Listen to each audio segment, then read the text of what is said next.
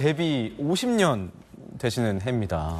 데뷔를 생각해 본 적이 없기 때문에 50년이라는 얘기도 제가 처음 듣는 것 같아요. 저는 늘 개인적으로는 항상 99% 노력, 1%의 영감인데 사실은 항상 어떤 일이든 그 1%가 채워지지 않거든요. 끊임없이 100%를 채우고 싶고 완성을 하고 싶은 마음으로 이 일을 하지만 결국 죽을 때까지 못 채우고 끝날 텐데 그렇지만 그걸 채워보려고 노력하는 거죠, 사실.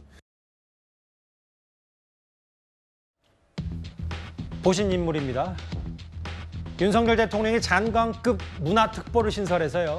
연극 배우로 다시 활동 중인 유인촌 전 장관을 임명했습니다. 이명박 정부 때 3년간 문화체육관광부 장관을 지내기도 했었습니다. 유인촌 전 장관, 유인촌 씨, 배우 유인촌 꽤 오랜만입니다. 저 이현정 의원님. 네.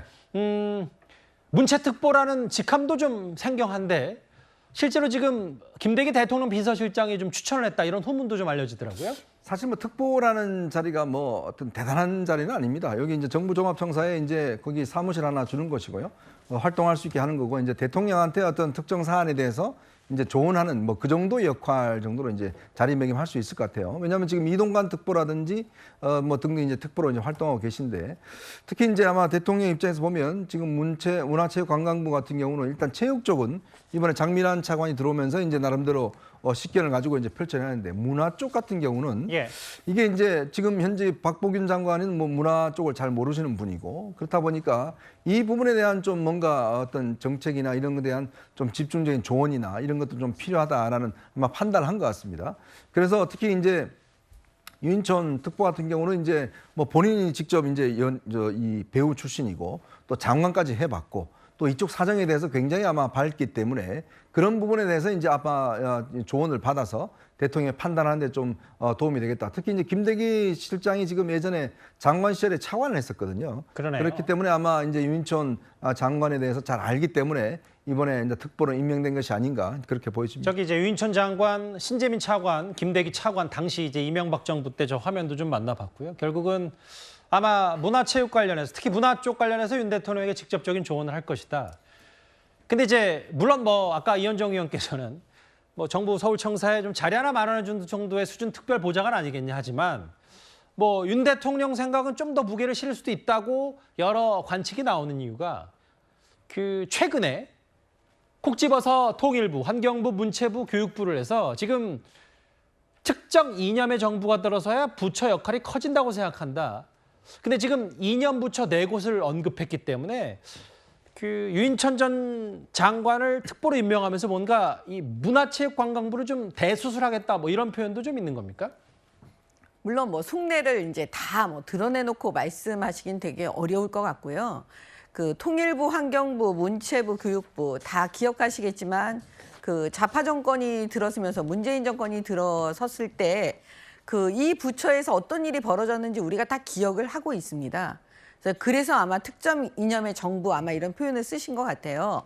근데 이제 특히 문체부의 경우에 과연 그 안에서 문재인 정권 5년 내내 어떤 일이 벌어졌는지 그 부분에 대해서 어떤 방식으로 미래를 위해서 그 수술을 좀 해야 될지 이런 부분에 대해서 많은 보고서가 올라올 거라고 저는 보고 있거든요.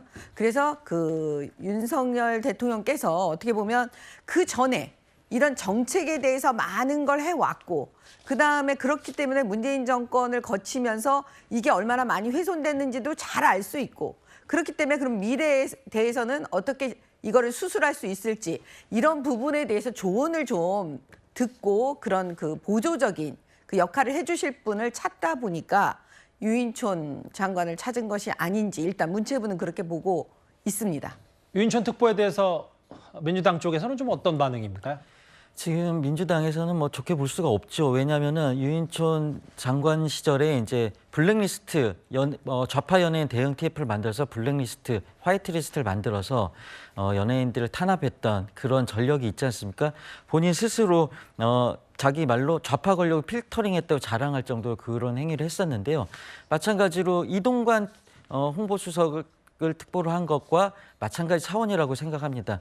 이동관 특보도 같은 경우에도 이명박 전 대통령 그 정부 당시에 MBC 기자들, PD들을 유배를 보내면서 방송을 장악했던 전력이 있지 않습니까? 그런 차원에서 임명한 의도가 그렇게 보여지고요. 공통점이 있습니다. 이명박 전 대통령과 윤석열 대통령이 이명박 전 대통령이 하면 가장 기억나는 게 뭡니까? 내가 해봐서 아는 데이지 않습니까?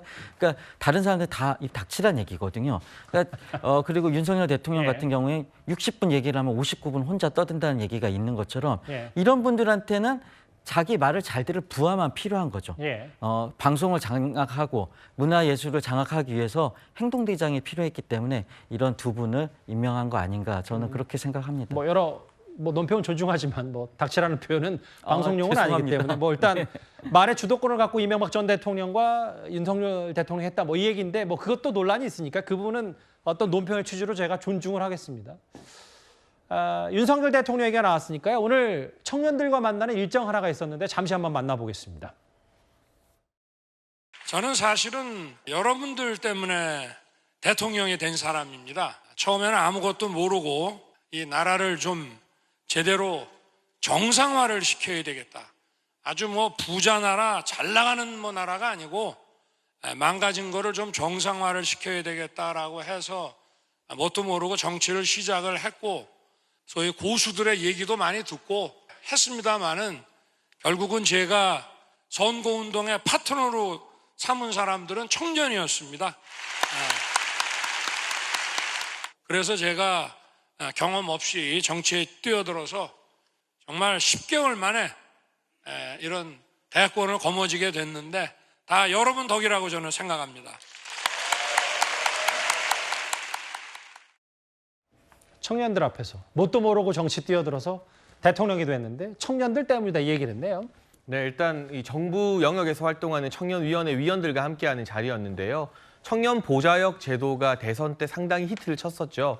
그걸 이제 대통령직 인수위에서 정부 부처에도 도입을 해서 현재 9개 부처에 청년 보좌역이 근무 중이고 장관 직속으로 소속되어 있습니다. 그리고 기존에는 성공한 변호사나 교수, 기업인들이 했던 이 장관 자문위원 자리가 청년들에게도 청년 자문단이라는 이름으로 다 신설되었기 때문에 눈에 띄는 한 사람의 스타를 보여주기 식으로 만드는 것이 아니라 부처 밑바닥부터 청년들의 참여를 대폭 늘리고 있는 것이 윤석열 정부의 기조다라는 것을 다시 한번 알린 자리이고요. 예. 아까 59분 이야기 하셨는데 누가 보면 조승현 부위원장님이 윤석열 대통령과 대화해보신 줄 알겠어요. 저는 자주 대화하지만 특히나 청년들이 회의에 참여하고 이야기를 할 때 대통령 말씀보다는 청년들의 이야기를 더 많이 들으시려고 한다라는 점은 대화를 해본 제가 사실이 아니다. 제가 말씀드리는 게 사실이라고 정정해드리겠습니다. 유인천 특보, 유인천 전 장관 얘기와 함께 윤 대통령 오늘 메시지까지 길지 않게 들었습니다.